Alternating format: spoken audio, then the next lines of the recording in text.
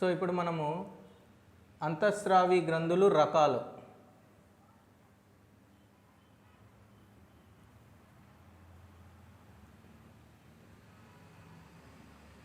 గ్రంథులు రకాలు. దీంట్లో ఫస్ట్ది పీయూష గ్రంథి,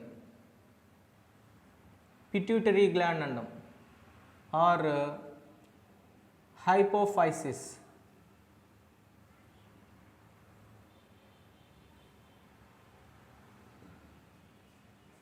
పిట్యూటరీ గ్లాండ్. పీయూష గ్రంథి అనేది బఠానీ గింజ ఆకారంలో, సో బఠానీ గింజ ఆకారంలో ఉంటుంది. ఎక్కడ ఉంటుంది ఇది?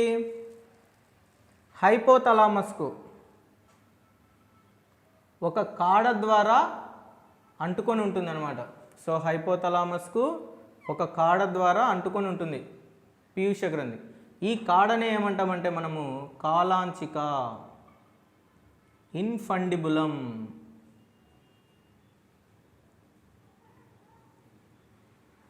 ఇన్ఫండిబులం అంటాం. సో కాడకు అంటుకొని ఉంటుంది అనమాట పీయూష గ్రంథి. సో దీన్నే మనము ఇన్ఫండిబులం అంటాం.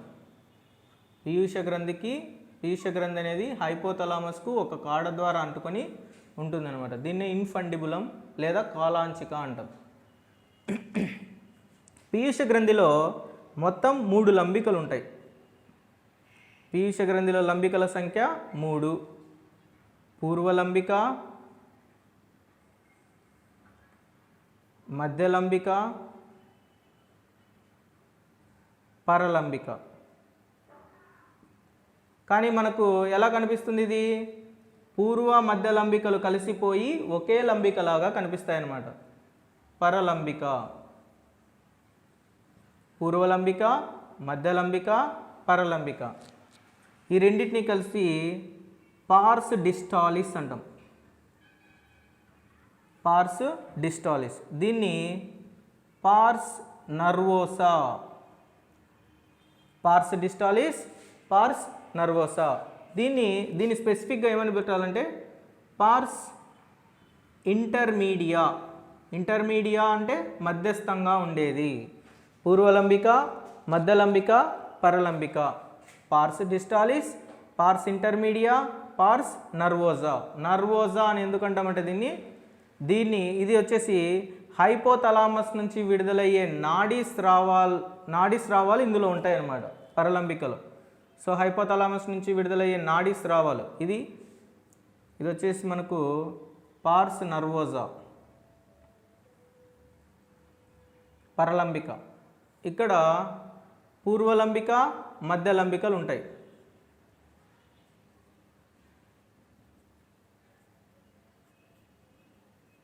పూర్వ మరియు మధ్యలంబికలు అనేటివి ఉంటాయి. సో ఏ ఆకారంలో ఉంటుంది పీయూష గ్రంథి? బఠానీ గింజ ఆకారంలో ఉంటుంది. ఎక్కడ ఉంటుంది ఇది? హైపోథలామస్కు ఒక కాడ ద్వారా అంటుకొని ఉంటుంది. ఈ కాడను ఏమంటామంటే కాలాంచిక లేదా ఇన్ఫండిబులం అంటాం. సో పీయూష గ్రంథిలో ఉండే లంబికల సంఖ్య 3. కానీ ప్రౌఢజీవుల్లో ఈ 2 కలిసిపోయి ఒకేలాగా కనిపిస్తూ ఉంటాయి అన్నమాట. పూర్వలంబిక, మధ్యలంబిక, పరలంబిక. పార్స్ డిస్టాలిస్, పార్స్ ఇంటర్మీడియా, పార్స్ నర్వోసా. సో పీయూష గ్రంథికి ఇంకొక పేరు వచ్చేసి మాస్టర్ గ్లాండ్. పీయూష గ్రంథిని ఏం చెప్తాం? మాస్టర్ గ్లాండ్ అంటాం లేదా అతి ప్రధాన గ్రంథి. ఎందుకు దీన్ని అతి ప్రధాన గ్రంథి అంటాం? అన్ని అంతఃస్రావి గ్రంథులు దీని ఆధీనంలోనే ఉంటాయి అన్నమాట. పీయూష గ్రంథి ఆధీనంలో ఉంటాయి. సో పీయూష గ్రంథిని మాస్టర్ గ్లాండ్ అంటాం ఎందుకంటే అన్ని అంతఃస్రావి గ్రంథులు పీయూష గ్రంథి ఆధీనంలోనే పనిచేస్తూ ఉంటాయి అన్నమాట. So hypothalamus.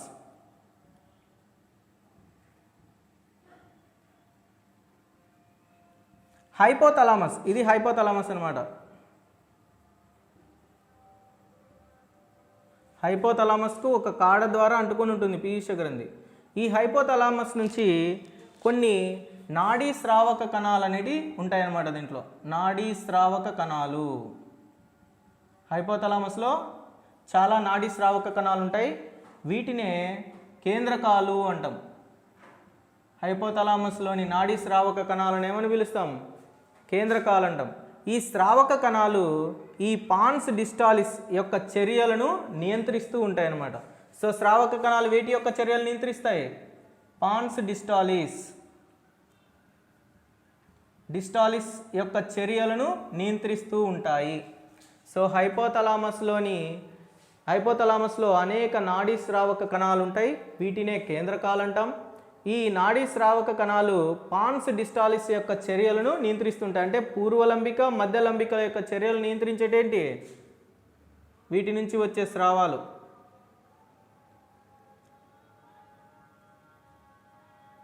ఇది నిర్వాహక సిర అంటాం.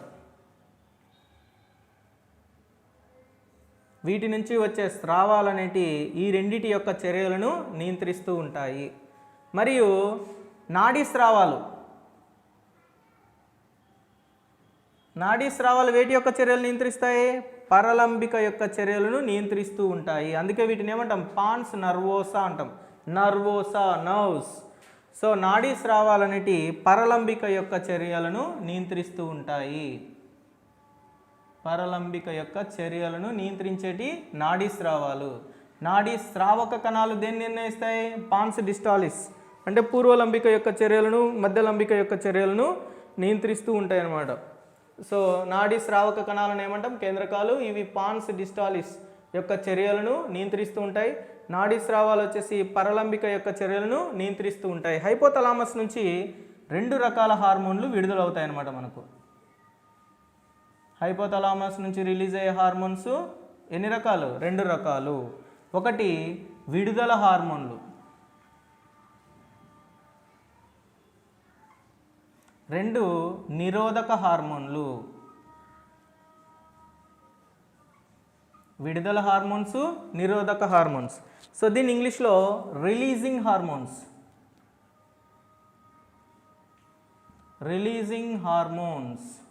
దీన్ని ఇన్హిబిటింగ్ హార్మోన్స్.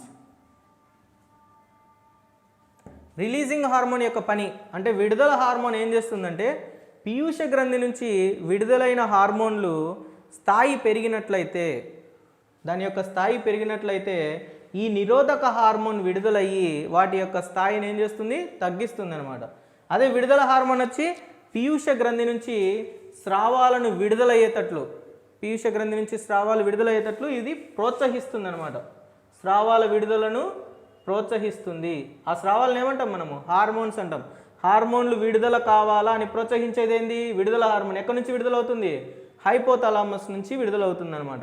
ఒకవేళ ఈ హార్మోన్ల స్థాయి పెరిగినట్లయితే, ఈ హార్మోన్ల స్థాయి పెరిగింది, హార్మోన్ ప్రొడక్షన్ స్టాప్ చేయని చెప్పేదేంటి? నిరోధక హార్మోన్. సో హైపోథలామస్లోని విడుదల హార్మోన్లు మరియు నిరోధక హార్మోన్లు అనేటి శరీరంలో హార్మోన్ల యొక్క స్థాయిని, హార్మోన్లను విడుదల చేయడం లేదా ఆ హార్మోన్ల యొక్క విడుదలను ఆపు చేయడం అనేది చేస్తూ ఉంటాయి అన్నమాట. అది ఎక్కడి నుంచి వస్తాయి? హైపోథలామస్. అందుకే హైపోథలామస్లో నాడీ స్రావక కణాలు వీటి యొక్క చర్యలను నియంత్రిస్తూ ఉంటాయి. నాడీ స్రావాలు వచ్చేసి పరలంబిక యొక్క చర్యలను నియంత్రిస్తూ ఉంటాయి. ఈ పీయూష గ్రంథి అనేది హైపోథలామస్లోని సెల్లా టార్సికా అనే అస్థిగర్తలో ఉంటుందన్నమాట. ఈ సెల్లా టార్సికా ఎక్కడ ఉంటుంది? స్పీనాయిడ్ ఎముక, పుర్రెలోని స్పీనాయిడ్ ఎముక. సో ఈ పాయింట్ కూడా బాగా నేర్చుకోండి. ఇవి పీయూష గ్రంథిలోని స్పీనాయిడ్ ఎముకలో సెల్లా టార్సికా అనే అస్థిగర్తలో హైపోథలామస్కు ఒక కాడ ద్వారా అంటుకొని ఉంటుందన్నమాట. హైపోథలామస్ యొక్క కాడను ఏమంటాం? కాలాంచిక లేదా ఇన్ఫండిబులం. పీయూష గ్రంథి ఎక్కడ ఉంటుంది? తలలో, పుర్రెలో స్పీనాయిడ్ ఎముకలో సెల్లా టార్సికా అనే అస్థిగర్తలో ఇమిడి ఉంటుందన్నమాట. ఏ ఆకారంలో ఉంటుంది? బఠానీ గింజ ఆకారంలో ఉంటుంది. ఎక్కడ అంటుకొని ఉంటుంది? హైపోథలామస్కి అంటుకొని ఉంటుంది. హైపోథలామస్కి అంటుకొని ఉండే కాడను ఏమంటామంటే కాలాంచిక అంటాం. ఎన్ని లంబికలు కలిగి ఉంటుంది? 3 లంబికలు. పూర్వలంబిక, మధ్యలంబిక, పరలంబిక. పూర్వలంబికను ఇంగ్లీష్లో పార్స్ డిస్టాలిస్, మధ్యలంబికను పార్స్ ఇంటర్మీడియా, పరలంబికను పార్స్ నర్వోసా అంటాం. సో హైపోథలామస్లో రెండు రకాల కణాలు ఉంటాయి, రెండు రకాల హార్మోన్స్ రిలీజ్ అవుతాయి. ఒకటి విడుదల హార్మోన్, రెండు నిరోధక హార్మోన్. విడుదల హార్మోన్ ఏం చేస్తుంది? పీయూష గ్రంథి నుంచి హార్మోన్స్ని విడుదల చేయడానికి ప్రోత్సహిస్తుంది. నిరోధక హార్మోన్ హార్మోన్ల స్థాయి ఎక్కువైనప్పుడు హార్మోన్ ప్రొడక్షన్ను స్టాప్ చేస్తూ ఉంటుందన్నమాట. సో నాడీ స్రావక కణాలను ఏమంటాం? కేంద్రకాలు అంటాం. నాడీ స్రావాలు దేని చర్యలు నియంత్రిస్తుంది? పరలంబిక యొక్క చర్యలు నియంత్రిస్తూ ఉంటుంది. స్రావక కణాలు అనేటి పాన్స్ డిస్టాలిస్ అంటే పూర్వలంబిక మధ్యలంబిక యొక్క చర్యలను నియంత్రిస్తూ ఉంటుంది. సో పీయూష గ్రంథిని మాస్టర్ గ్లాండ్ అంటాం, అది బాగా గుర్తుపెట్టుకోవాలి. పీయూష గ్రంథి ఎక్కడ అంటుకొని ఉంటుంది? హైపోథలామస్కు స్పీనాయిడ్ ఎముకలో అనే అస్థిగర్తలో అంటుకొని ఉంటుందన్నమాట. సెల్లా టార్సికా అనే అస్థిగర్తలో ఇమిడి ఉంటుంది. సో పూర్వలంబిక నుంచి విడుదలయ్యే హార్మోన్స్. పూర్వలంబిక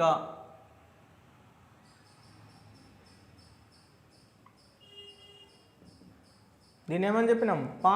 పార్స్ డిస్టాలిస్.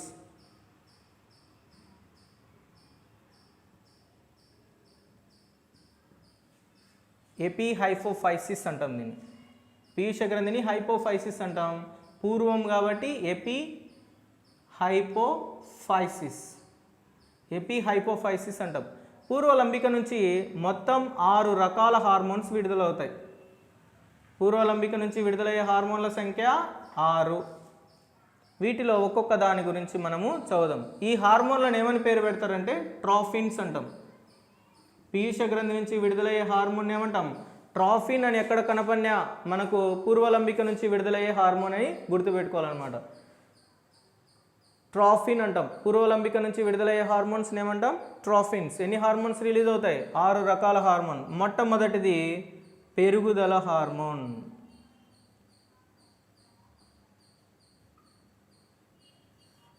దీన్ని ఇంగ్లీష్లో మనము సొమాటోట్రోఫిన్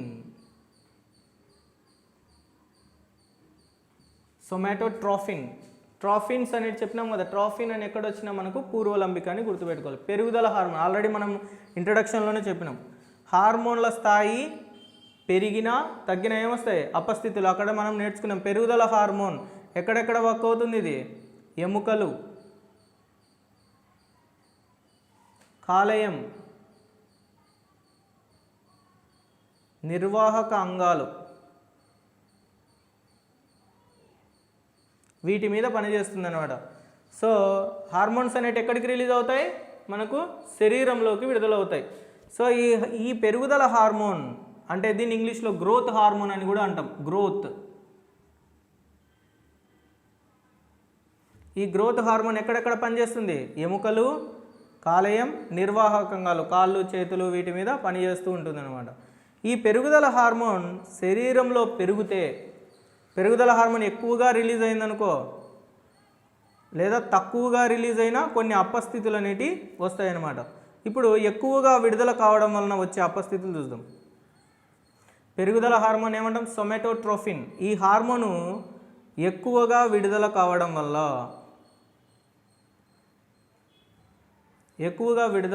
వలన మన శరీరంలోని అస్థిపంజర వ్యవస్థ బాగా పెరుగుతుంది. కాళ్ళు, చేతులు బాగా వృద్ధి చెందుతాయి, అంటే ఎక్కువగా పెరుగుతాయి. సో అప్పుడు వ్యక్తి ఉండవలసిన ఎత్తు కంటే అధిక ఎత్తు పెరుగుతాడు. అధిక ఎత్తు పెరగడం జరుగుతుంది. ఈ వ్యాధినే అంటే ఎంత ఎత్తు పెరుగుతాడు? 7 నుంచి 9 అడుగుల ఎత్తు పెరుగుతాడు. ఈ వ్యాధినే మహాకాయత్వం అంటాం, లేదా అతి దీర్ఘకాయత్వం, లేదా జైగాంటిజం. జైంట్ వీల్ అంటాం కదా, జైంట్ వీల్ ఎత్తుగా ఉంటుంది, జైగాంటిజం అంటాం. సో పీయూష గ్రంథిలో పెరుగుదల హార్మోన్ అధికంగా విడుదల కావడం వలన మన శరీరంలో ఎముకలు బాగా పెరిగి అధిక ఎత్తును పెరుగుతాడు. ఎన్ని అడుగులు? 7 నుంచి 9 అడుగులు ఎత్తు పెరుగుతాడు. సో ఇటువంటి వ్యాధిని ఏమంటాం? మహాకాయత్వం, అతి దీర్ఘకాయత్వం లేదా జైగాంటిజం. ఈ వ్యక్తులను ఏమంటారంటే అతి దీర్ఘకాయులు. అతి దీర్ఘకాయులు అంటాం. సో ఇంకొక పెరుగుదల హార్మోన్ అధికంగా విడుదల కావడం వలన కాళ్ళు చేతులు బాగా వృద్ధి చెందుతాయి. ముక్కులోని మృదులాస్థి ముందుకు పొడుచుకొని వచ్చినట్లు ఉంటుందన్నమాట. అంటే గొరిల్లా ముఖంలాగా కనబడుతుంది. దీన్నే ఎక్రోమెగాలే అంటాం. ఈ వ్యాధిని ఏమంటాం? ఎక్రోమెగాలే. ఎక్రోమెగాలే వ్యాధి మొట్టమొదటిది అతి దీర్ఘకాయత్వం చదువుకున్నాం, రెండోది ఎక్రోమెగాలే. సో ఫస్ట్ వన్ అతి దీర్ఘకాయత్వం, రెండోది ఎక్రోమెగాలే. ఎక్రోమెగాలే అంటే ముక్కు ముందుకు పొడుచుకొని వచ్చినట్లు ఉంటుంది, కాళ్ళు చేతులు బాగా పెరుగుతాయి, అంటే ఒక గొరిల్లా లాగా కనబడతాడు అనమాట. సో దీన్నే ఎక్రోమెగాలే అంటాం. సో ఇది ఎప్పుడు కలుగుతాయి? రెండు అపస్థితులు. పెరుగుదల హార్మోన్ అనేది ఎక్కువగా విడుదల కావడం వలన సంభవించే అపస్థితులు. నెక్స్ట్ తక్కువగా విడుదల కావడం వల్ల, పెరుగుదల హార్మోన్ తక్కువగా విడుదల కావడం వలన వచ్చే ఒకే ఒక అపస్థితి మరుగుజ్జుతనం. అంటే పొట్టిగా ఉంటారు వీళ్ళు, మరుగుజ్జులు అంటాం వీటిని. డ్వార్ఫిజం, పిట్యూటరీ మిడ్గ్రేడ్స్, కుబ్జులు అంటాం. పిట్యూటరీ మిడ్గేట్స్, మరుగుజ్జులు, డ్వార్ఫిజం, పిట్యూటరీ మిడ్గేట్స్, కుబ్జులు అంటాం. అంటే వీటిలో శారీరక పెరుగుదల, అంటే ఎముకలు ఎక్కువగా పెరగవు, పొట్టిగా ఉంటారు వీళ్ళు, చాలా పొట్టిగా ఉంటారు. కానీ మానసికంగా లైంగిక పరంగా సాధారణ వ్యక్తుల వలె ఉంటారనమాట వీళ్ళు. సో పీయూష గ్రంథి నుంచి విడుదలయ్యే పెరుగుదల హార్మోన్ తక్కువగా విడుదల కావడం వలన శరీరంలోని ఎముకలు కాళ్ళు చేతులు పెరగకపోవడం వలన వాళ్ళు చాలా పొట్టిగా ఉండడం జరుగుతుంది. వీరినే మరుగుజ్జులు అంటాం మనం. ఈ డిసీజ్ని ఏమంటాం? డ్వార్ఫిజం, మరుగుజ్జుతనం అంటాం. ఏమంటాం? మరుగుజ్జుతనం. దీన్నే పిట్యూటరీ మిడ్గేట్స్, కుబ్జులు అని కూడా అంటాం. వీరిలో శారీరక పెరుగుదల ఉండదు, కానీ మానసిక మరియు లైంగిక, అంటే మేధోపరంగా కూడా బాగా ఉంటారనమాట వీళ్ళు. మేధాశక్తి కూడా బాగానే ఉంటుంది వాళ్ళకి, మేధాశక్తిలో ఎటువంటి లోపాలు అనేటివి కనపడవు. సో మానసిక లైంగిక అవయవాల పెరుగుదల జరుగుతుంది, కానీ శారీరక పెరుగుదల అనేది సంభవించదు. వీరు సాధారణ వ్యక్తుల వలె ఉంటారనమాట. ఎటువంటి లోపాలు ఉండవు, మానసికంగా లైంగికంగా ఎటువంటి లోపాలు ఉండవు. ఓన్లీ శారీరకంగా పెరుగుదలలో లోపం అనేది సంభవిస్తుంది. ఈ వ్యాధిని మరుగుజ్జుతనం అంటాం. కాబట్టి పూర్వలంబికలో పెరుగుదల హార్మోన్ల వలన సంభవించే 3 వ్యాధులు ఏంటంటే, ఒకటి మహాకాయత్వం లేదా అతి దీర్ఘకాయత్వం, రెండోది ఎక్రోమెగాలే. ఇవి రెండు ఎలా సంభవిస్తాయి? హార్మోన్ అధికంగా విడుదల కావడం వలన సంభవించే వ్యాధులు ఎక్రోమెగాలే. వీటిలో ఫేస్ ఎలా ఉంటుంది? గొరిల్లా లాగా ఉంటుందన్నమాట. మూడోది ఎలా సంభవిస్తుంది? తక్కువగా విడుదల కావడం వలన మరుగుజ్జుతనం. సో ఇవి 3 మనము ఇక్కడ నేర్చుకోవాలన్నమాట పెరుగుదల హార్మోన్లో. పెరుగుదల హార్మోన్ ఏ లంబిక నుంచి విడుదలవుతుంది? పూర్వలంబిక. పూర్వలంబికను ఇంగ్లీష్లో పార్స్ డిస్టాలిస్, ఎపిహైపోఫైసిస్ అంటాం.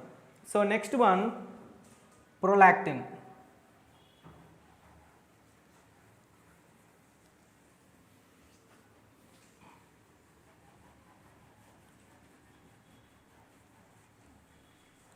సో పీయూష గ్రంథి ఏ లంబిక గురించి చదువుతున్నాం మనము? పూర్వలంబిక. పూర్వలంబికలో రెండవది prolactin.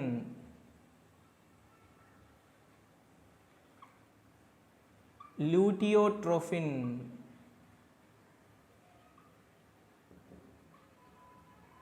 లాక్టోజెనిక్ hormone.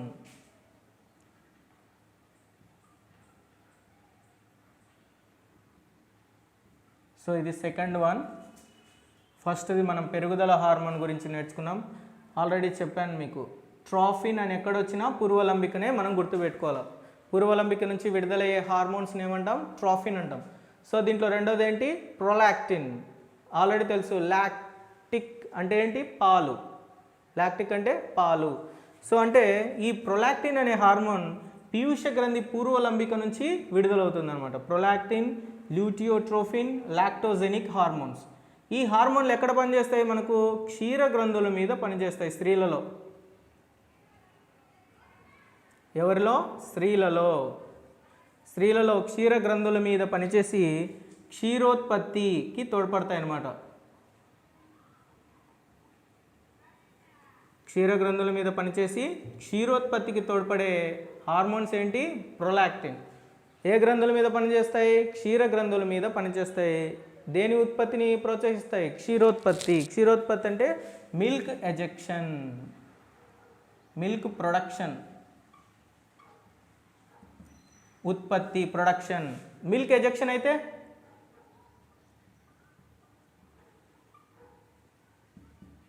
Milk ఎజెక్షన్కు తోడ్పడే hormone oxytocin. Confuse కాకూడదు ఇక్కడ. మిల్క్ ఎజెక్షన్ అంటే బయటికి రావడానికి, ఉత్పత్తికి అయితే ప్రొలాక్టిన్ పెట్టాలి.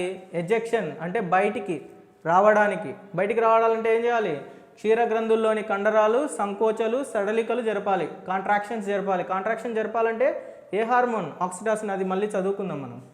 మిల్క్ ప్రొడక్షన్కు ఉపయోగపడే హార్మోన్ ఏంటి? Prolactin, milk production. ఇప్పుడు మనము స్తన గ్రంథుల గురించి చూస్తే స్త్రీలలో ఒక జత స్తన గ్రంథులు అనేవి ఉంటాయి. ఇది మనము రీప్రొడక్షన్ చాప్టర్లో చదువుకుంటాం మళ్ళీ. దీన్ని వక్షోజాంకురం అంటాం, నిపల్స్. వీటిలో గ్రంథి కణజాలం ఉంటుంది, కొవ్వు నిల్వలు ఉంటాయి అన్నమాట. వక్షోజాంకురంలో అంటే స్తన గ్రంథుల్లో గ్రంథి కణజాలాలు, కొవ్వు దేహాలు ఉంటాయి.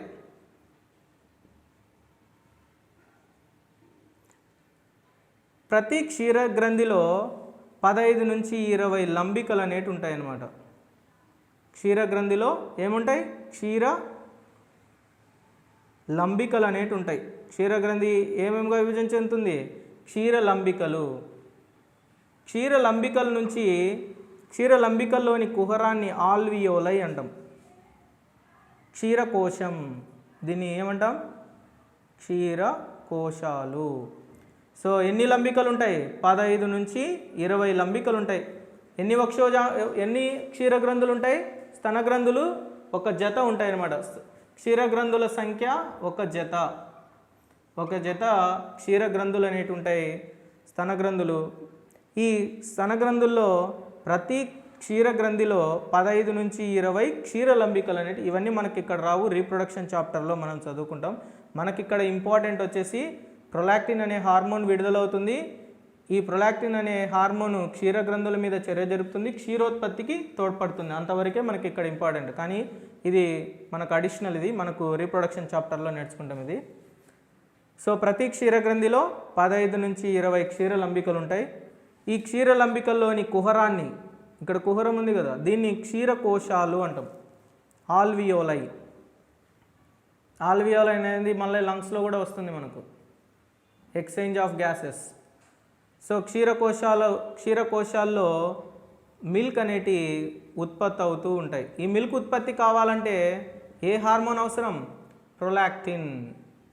ప్రొలాక్టిన్ అనే హార్మోను ఈ క్షీర గ్రంథి నుంచి క్షీర గ్రంథుల్లో, క్షీర లంబికల్లో, క్షీరకోశాల్లో మిల్క్ ఎజెక్షన్ అనేది జరుగుతుందన్నమాట. ప్రతి క్షీర లంబిక నుంచి కొన్ని నాళాలు అనేటివి బయలుదేరుతాయి. దీన్నే క్షీర నాళికలు అంటాం. క్షీర గ్రంథి నుంచి క్షీర నాళికలు బయలుదేరుతాయి. ఈ క్షీర నాళికలు వచ్చేసి క్షీర నాళంగా మారుతాయి. క్షీర నాళికలన్నీ కలిసి క్షీర నాళాలను ఏర్పరుస్తాయి. ఈ విధంగా క్షీరనాళం.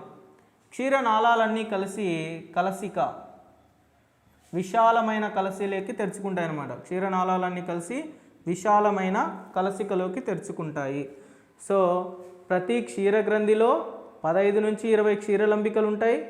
మరియు వీటి లోపల క్షీరకోశాలు అనేవి ఉంటాయి. క్షీర లంబికల్లో మిల్క్ ఎజెక్షన్ అనేటి, మిల్క్ ప్రొడక్షన్ అనేది జరుగుతుంది. ఈ మిల్క్ ప్రొడక్షన్ను బయటికి తీసుకురావాలంటే కొన్ని నాళాలు అనేవి ఉంటాయి.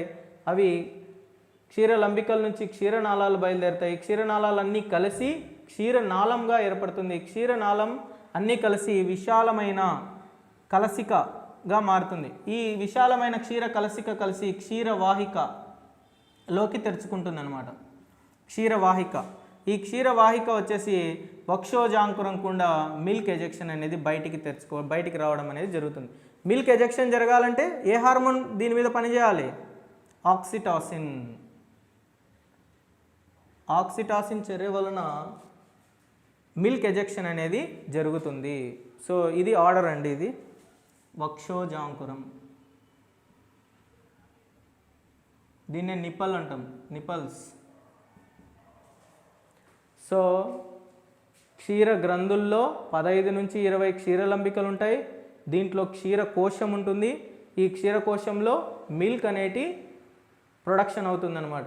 ఈ మిల్క్ అనేటి వక్షోజాంకురం గుండా బయటికి రావాలంటే ఈ క్షీరలంబికలు ఒక నాళంలోకి తెరుచుకుంటాయి. వీటిని క్షీర నాళికలు అంటాం. ఈ నాళికలు అన్నీ కలిసి క్షీర నాళంగా మారుతాయి.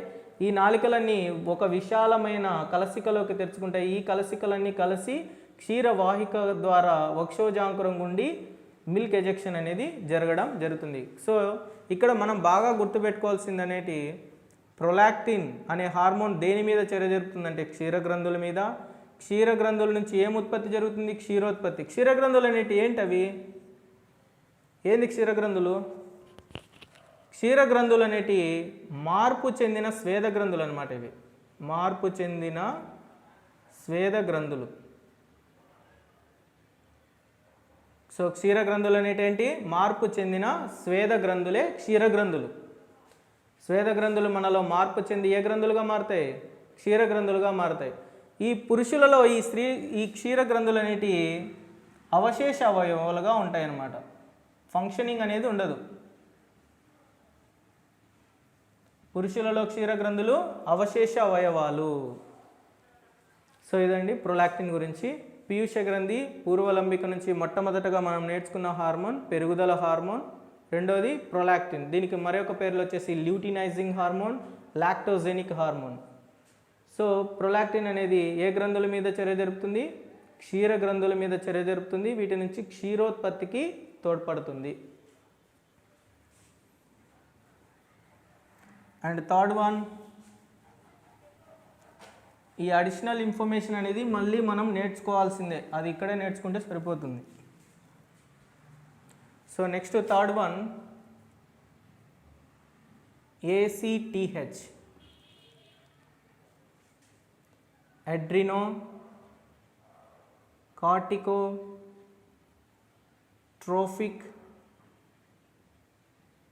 Hormone. Adreno corticotrophic hormone. Adreno అంటే అధివృక్క, అధివృక్క గ్రంథి. కార్టికో వల్కలం నుంచి విడుదలయ్యే హార్మోన్. అధివృక్క గ్రంథి యొక్క వల్కలం నుంచి విడుదలయ్యే హార్మోన్ను ACTH అంటాం. అంటే ఇది అధివృక్క గ్రంథి వల్కలం మీద చర్య చూపుతుంది అనమాట. ఎక్కడి నుంచి విడుదలవుతుంది? మనకు పీయూష గ్రంథి నుంచి, పీయూష గ్రంథిలో పూర్వలంబిక నుంచి విడుదలవుతుంది ACTH, adreno corticotrophic hormone. Already చెప్పినాం, పీయూష గ్రంథిని అతి ప్రధాన గ్రంథి అంటాం. అన్ని గ్రంథులు దీని ఆధీనంలోనే పనిచేస్తూ ఉంటాయి అన్నమాట. So adreno corticotrophic hormone, adreno corticotrophic hormone definition abbreviations నేర్చుకోవాలి బాగా. సో అధివృక్క గ్రంథి మీద చర్య జరుపుతుంది. ఈ హార్మోన్ దేని మీద చర్య జరుపుతుంది? అధివృక్క గ్రంథి యొక్క దేని మీద? వల్కలం మీద చర్య జరుపుతుంది. చర్య జరిపి వల్కలం నుంచి ఏ హార్మోన్స్ రిలీజ్ అవుతాయి? Corticoids, mineral corticoids, glucocorticoids. So అధివృక్క గ్రంథి నుంచి హార్మోన్ల సంశ్లేషణ మరియు విడుదలలో పాత్ర వహిస్తుంది అనమాట. అంతే ఇక్కడ మనం నేర్చుకోవాల్సింది దీనికి. అడ్రినో కార్టికోట్రోఫిక్ హార్మోన్ అనేది అధివృక్క గ్రంథి యొక్క వల్కలం మీద స్పెసిఫిక్గా నేర్చుకోవాలి. అధివృక్క గ్రంథి యొక్క వల్కలం మీద చర్య జరిపి అధివృక్క గ్రంథి వల్కలం నుండి హార్మోన్ల విడుదలలో పాత్ర వహిస్తుంది అనమాట ACTH. Next fourth one thyroid stimulating hormone. Thyroid stimulating hormone అంటే థైరాయిడ్ గ్రంథి మీద చర్య జరుపుతుంది ఇది. ఈ హార్మోన్ దేని మీద చర్య జరుపుతుంది? థైరాయిడ్ గ్రంథి మీద చర్య జరిపి థైరాయిడ్ గ్రంథి నుంచి హార్మోన్ల సంశ్లేషణ మరియు విడుదల, హార్మోన్ల సంశ్లేషణ మరియు విడుదలలో పాత్ర వహిస్తుంది అనమాట. దీని గురించి మళ్ళీ మనం చదువుకుంటాం ఈ రెండింటి గురించి. అడ్రినోకార్టికోట్రాఫిక్ హార్మోన్ ఏ గ్రంథి మీద? అడ్రినల్ గ్రంథి, అధివృక్క గ్రంథి మీద. అధివృక్క గ్రంథిలో కార్టెక్స్ వల్కలం మీద చర్య జరుపుతుంది. వల్కలాన్ని ఇంగ్లీష్లో కార్టెక్స్ అంటాం. Cortex, adrenal gland.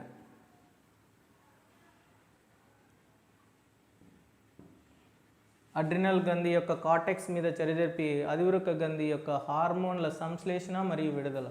Thyroid stimulating hormone, thyroid stimulating hormone thyroid గ్రంథి మీద చర్య జరిపి వాటి నుంచి హార్మోన్ల సంశ్లేషణ మరియు విడుదల. ఈ టీహెచ్ఎస్ అనేది హార్మోన్ల క్లాసిఫికేషన్లో దేని కిందికి వస్తుంది? టీఎస్హెచ్ హార్మోన్ల క్లాసిఫికేషన్లో దేని కిందికి వస్తుంది? Glyco hormones. ఇవి glyco hormones. Already hormone classification గురించి మనం చదువుకున్నాం.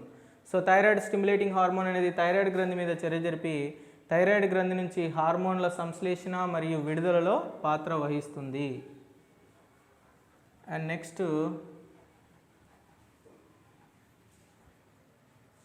గొనెడోట్రోఫిన్స్.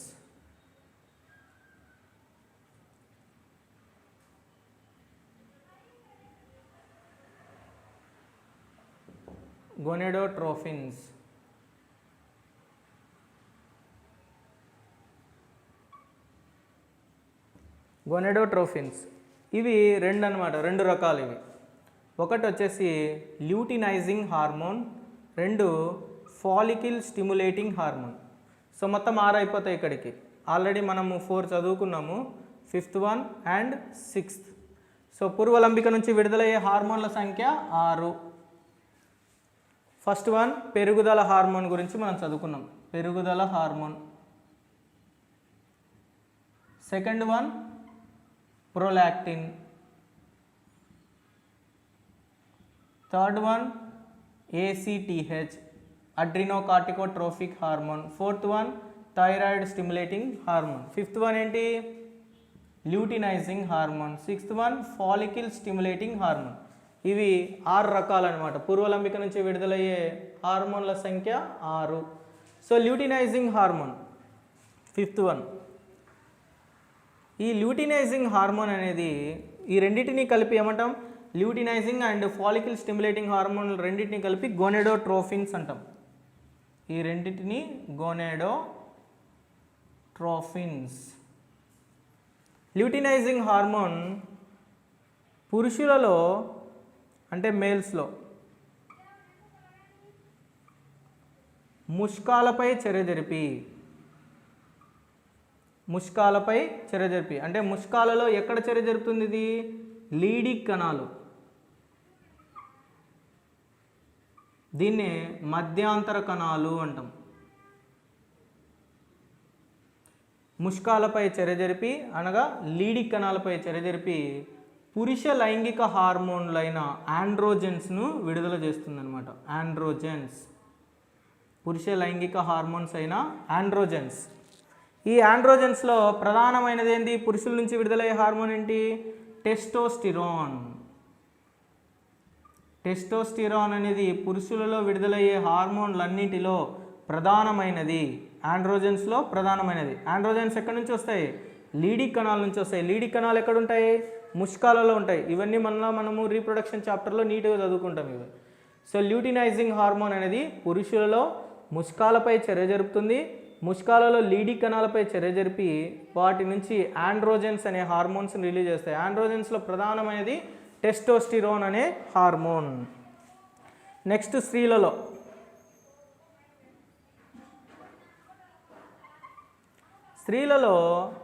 స్త్రీబీజ కోశాలపై చర్య జరుపుతుందన్నమాట.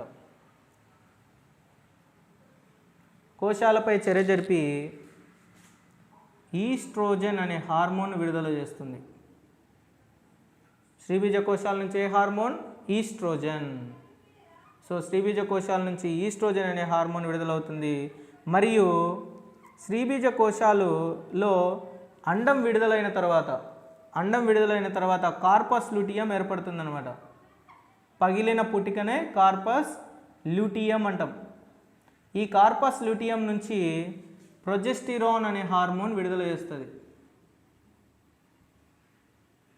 సో స్త్రీలలో ఈస్ట్రోజన్ మరియు ప్రొజెస్టిరాన్ అనే హార్మోన్ను విడుదల చేసేది ఏంటంటే ల్యూటినైజింగ్ హార్మోన్.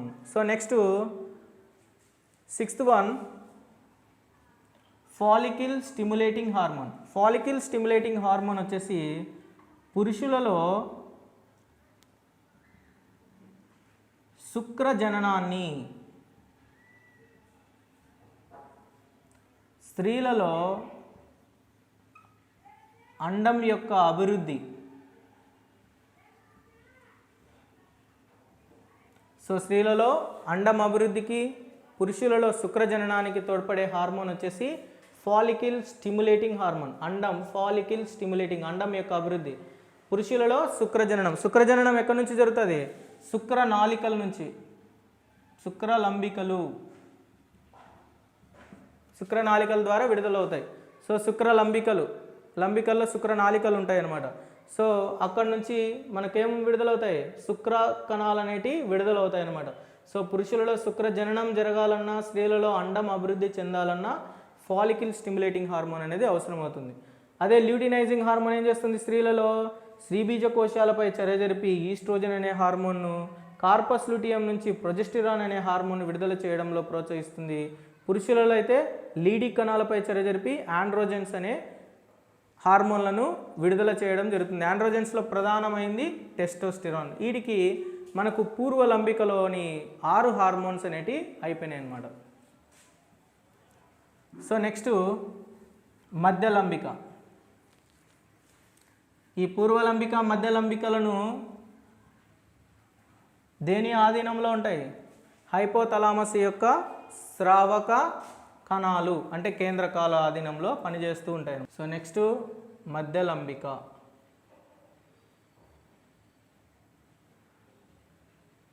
పార్స్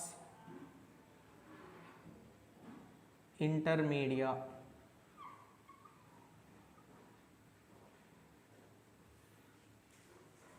మధ్యలంబిక అనేది మెలనోసైట్ స్టిమ్యులేటింగ్ హార్మోన్.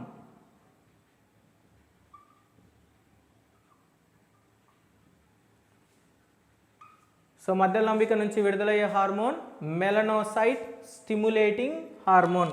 ఇది దేని మీద చర్య జరుపుతుంది? మెలనోసైట్ల మీద చర్య జరుపుతుంది. మెలనోసైట్స్ మీద చర్య జరిపి మెలనిన్ ఉత్పత్తిని ప్రోత్సహిస్తుంది అనమాట. మెలనిన్ ఎక్కడ ఉంటుంది? చర్మంలో ఉంటుంది అనమాట. సో మెలనిన్ ఉత్పత్తి జరగకపోతే ఆ వ్యాధిని ఏమంటాం? ఆల్బినిజం అంటాం. అంటే తెల్లగా పాలిపోయి ఉంటారనమాట వాళ్ళు. ఆల్బినిజం. మెలనిన్ ఉత్పత్తి కనుక జరగకపోతే వచ్చే వ్యాధి ఏంటి? అపస్థితి, ఆల్బినిజం అంటాం. సో మధ్యలంబికలో పార్స్ ఇంటర్మీడియా నుంచి మెలనోసైట్ స్టిమ్యులేటింగ్ హార్మోన్ విడుదలై ఇది చర్మంలోని మెలనోసైట్స్ మీద చర్య జరిపి దాని నుంచి మెలనిన్ ఉత్పత్తిని ప్రోత్సహిస్తుంది. మెలనిన్ ఉత్పత్తి జరగకపోతే వచ్చే అపస్థితి ఆల్బినిజం అంటాం. అండ్ నెక్స్ట్ వన్, సో మధ్యలంబిక నుంచి ఇది ఒక్కటే మనకు ఉండేది. నెక్స్ట్ పరలంబిక లేదా పార్స్ నర్వోసా.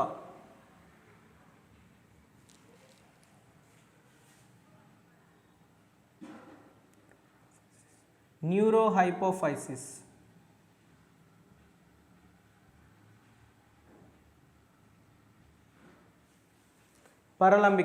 పరలంబికలో విడుదలయ్యే స్రావాలను, పరలంబిక నుంచి విడుదలయ్యే స్రావాలను ఏమంటామంటే నాడీ స్రావాలు అంటాం. పరలంబిక నుంచి విడుదలయ్యే స్రావాలను నాడీ స్రావాలు. ఎందుకంటే ఇవి హైపోథలామస్ నుంచి విడుదలవుతాయి అన్నమాట. పరలంబిక నుంచి విడుదలయ్యే స్రావాలను నాడీ స్రావాలు అంటాం. ఇవి వచ్చేసి మనకు హైపోథలామస్ నుంచి విడుదలవుతాయి. వీటిలో ఇవి రెండు విడుదలవుతాయి అన్నమాట. ఇక్కడ ఒకటి ఆక్సిటాసిన్, 2 వాసోప్రెసిన్.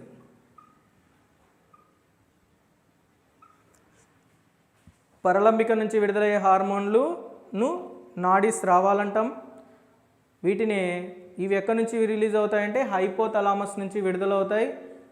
పరలంబిక నుంచి విడుదలయ్యే హార్మోన్లు 1 ఆక్సిటాసిన్, 2 వాసోప్రెసిన్. వీటి గురించి డీటెయిల్గా చదువుకుందాం. మెయిన్గా పూర్వలంబిక బాగా చదువుకోవాలి, పరలంబిక ఎందుకంటే మధ్యలంబికలో ఉండేది ఒకే ఒక హార్మోన్ రిలీజ్ అవుతుంది, melanocyte stimulating hormone. So oxytocin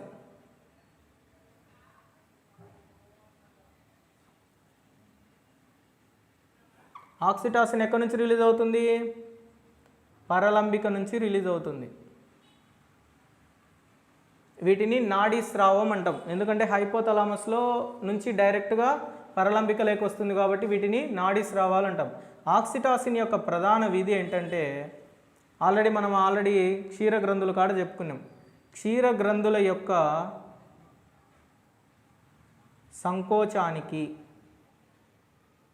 సంకోచం చెందడం వల్ల ఏం విడుదలవుతుంది?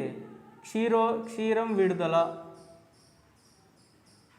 విడుదలకు ఆ క్షీర గ్రంథుల్లోని కండరాల సంకోచానికి ఆక్సిటాసిన్ అనేది అవసరం. రెండోది లేబర్ పెయిన్స్, ప్రసవ నొప్పులు ఆర్ పురిటి నొప్పులు. ప్రసవ నొప్పులు రావాలన్నా ఏ హార్మోన్ రిలీజ్ కావాలి? ఆక్సిటాసిన్. ప్రసవ నొప్పులు ఎలా వస్తాయి? లేదా పురిటి నొప్పులు. దీని గురించి చదువుకుందాం. పురిటి నొప్పులు ఎలా సంభవిస్తాయంటే ఆక్సిటాసిన్ అనేది కాంట్రాక్షన్ ఆఫ్ యూటిరస్, అంటే గర్భాశయ కుడ్యాల యొక్క సంకోచ సడలికల వల్ల పురిటి నొప్పులు అనేవి సంభవిస్తాయి. ఎలా సంభవిస్తాయి అంటే పిండం బాగా అభివృద్ధి చెందిన తర్వాత ఎన్ని నెలలు పడుతుంది? 40 వీక్స్ ఆర్ 9 months. దీన్నే గెస్టేషన్ పీరియడ్ అంటాం. పిండం బాగా అభివృద్ధి చెందడానికి పట్టే కాలం 40 వీక్స్ ఆర్ 9 months. అభివృద్ధి చెందిన తర్వాత గర్భాశయంలోని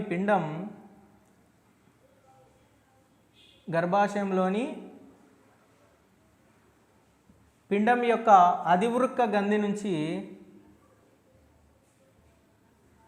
గర్భాశయ పిండం యొక్క అధివృక్క గంధి నుంచి హార్మోన్ అనేది విడుదలవుతుంది. ఈ హార్మోనే ఈస్ట్రోజన్. అధివృక్క గంధి యొక్క పిండం నుంచి ఈస్ట్రోజన్ అనే హార్మోన్ విడుదలయ్యి ఈ ఈస్ట్రోజన్ అనే హార్మోన్ అప్పటి వరకు గర్భాశయ కుడ్యంలో ఉన్న ప్రొజెస్టిరాన్ యొక్క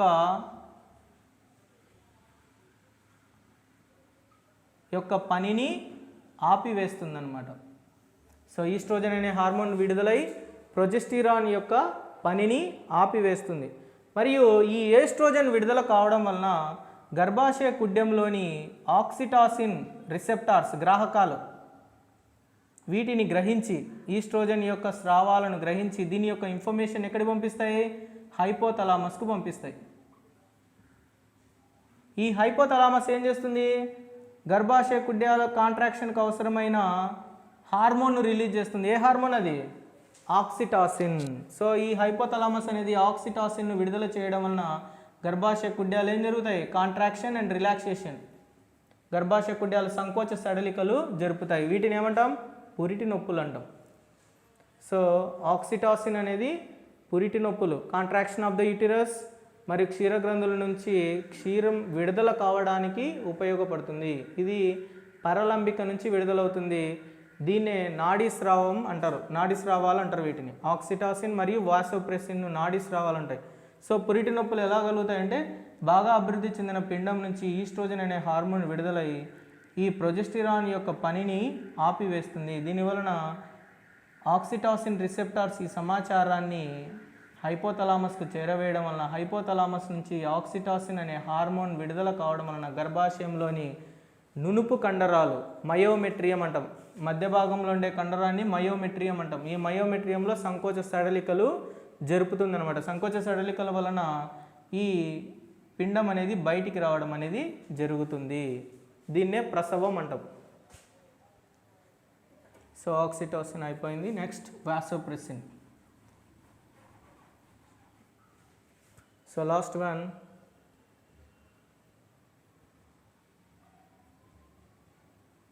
దీనికి మరొక పేరు anti diuretic hormone. Anti diuretic hormone. So వాసోప్రెసిన్కు మరొక పేరు యాంటీ డయూరిటిక్ హార్మోన్. దీని యొక్క ప్రధాన విధి వచ్చేసి ఇది మూత్రపిండాలపై చర్య జరిపి కిడ్నీస్పై చర్య జరిపి మూత్రపిండాలలో నీరు మరియు లవణాల పునఃశోషణకు తోడ్పడుతుంది. మూత్రం నుంచి నీరు లవణాల పునఃశోషణ. సో ఎక్కడ చర్య జరుపుతుంది? ఇది మూత్రపిండాలపై చర్య జరుపుతుంది. మూత్రపిండాలపై చర్య జరిపి మూత్రపిండాల నుంచి నీరు మరియు లవణాల పునఃశోషణలో తోడ్పడుతుంది. సో మూత్రపిండాలలో మూత్రం నుంచి నీరు లవణాలు పోతే మూత్రం ఎలా ఉంటుంది? గాఢమైన మూత్రం విసర్జించడం జరుగుతుంది. అంటే మూత్రం ద్వారా శరీరంలో నీటి నష్టాన్ని తగ్గిస్తుంది. శరీరంలో నీటి నష్టాన్ని తగ్గిస్తుంది. కాబట్టి దీన్ని ఏమంటాం? యాంటీ డయూరిటిక్ హార్మోన్ అంటాం.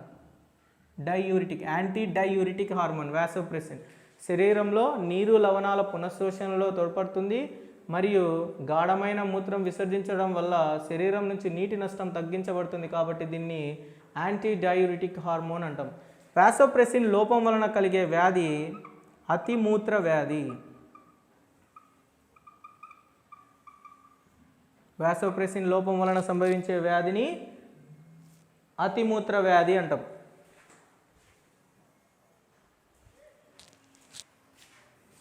దీనికి మరొక పేరు డయాబెటిస్ ఇన్సిపిడస్. అతిమూత్ర వ్యాధి డయాబెటిస్ ఇన్సిపిడస్. సాధారణంగా ఒక వ్యక్తి విసర్జించే మూత్రం శాతం వచ్చేసి 1 నుంచి 2 లీటర్లు విసర్జిస్తాడు. కానీ ఈ వ్యాధితో బాధపడే వ్యక్తిలో వాసోప్రెసిన్ స్థాయి రక్తంలో తగ్గడం వలన సుమారు 20 లీటర్ల మూత్రాన్ని విసర్జిస్తాడనమాట రోజుకు. ఒక రోజుకు ఎన్ని లీటర్ల మూత్రం విసర్జిస్తాడు? 20 లీటర్ల మూత్రాన్ని విసర్జిస్తాడు. దీనికి ప్రధాన కారణం వాసోప్రెసిన్ యొక్క లోపం. వాసోప్రెసిన్ లోపం వలన అతిమూత్ర వ్యాధి లేదా డయాబెటిస్ ఇన్సిపిడస్ అనే వ్యాధి కలుగుతుంది. దీనిలో వ్యక్తి సుమారు 20 లీటర్ల మూత్రాన్ని విసర్జిస్తాడు. ఈ మూత్రంలో గ్లూకోజ్ అనేది ఉండదు. మెయిన్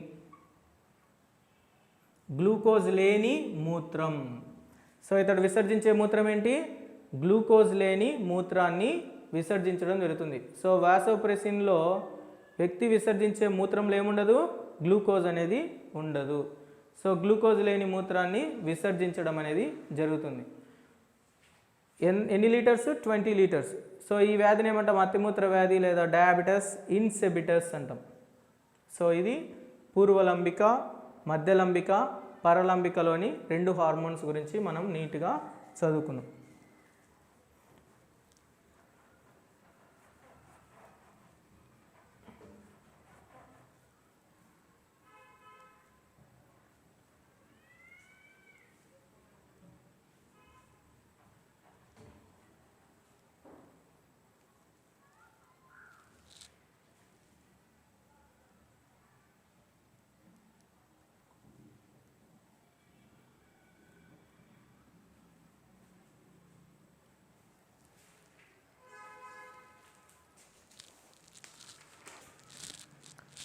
వాసోప్రెసిన్ యొక్క విధులు.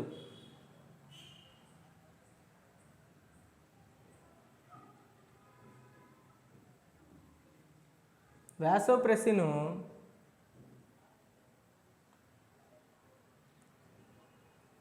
గ్లూకోజ్ లేని మూత్రాన్ని విసర్జించడం, లేని మూత్రం విడుదలవుతుంది. బ్లడ్ ప్రెషర్ను పెంచుతుంది. సో ఇవి మెయిన్ అన్నమాట. గ్లూకోజ్ లేని మూత్రం బీపీని పెంచుతుంది. ఆల్కహాల్ త్రాగడం వలన శరీరంలో వాసోప్రెసిన్ తగ్గుతుందన్నమాట. ప్రొడక్షన్ తగ్గిపోతుంది. స్వేద గ్రంథుల విధిని నిరోధిస్తుంది.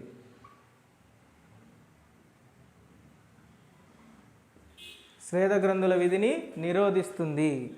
సో మొత్తము దీని 3 ఫంక్షన్స్ నేర్చుకోవాలి.